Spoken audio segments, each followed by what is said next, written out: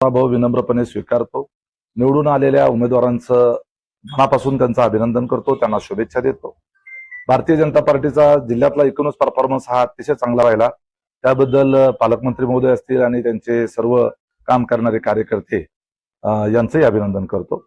आणि मोहोळच्या बाबतीमध्ये या ठिकाणी माझा स्वतःचा जो पराभव झाला तो पराभव मी स्वीकारतो आणि माझ्या भावाचा देखील माझा स्वतःचा नरखेड जो मतदारसंघ पूर्वीचा होता तिथेही माझ्या भावाचा पराभव थोडक्यात झालाय, तोही आम्ही स्वीकारतो. मी माझा स्वतःचा गट सोडून म्हणजे माझा स्वतःचा भाग सोडून मी कुरुल भागामध्ये जाऊन दुसऱ्या भागामध्ये जाऊन निवडणूक लढवली होती. प्रयत्न केला निवडून येण्याच्या करता. लोकांचा प्रतिसादही चांगला होता.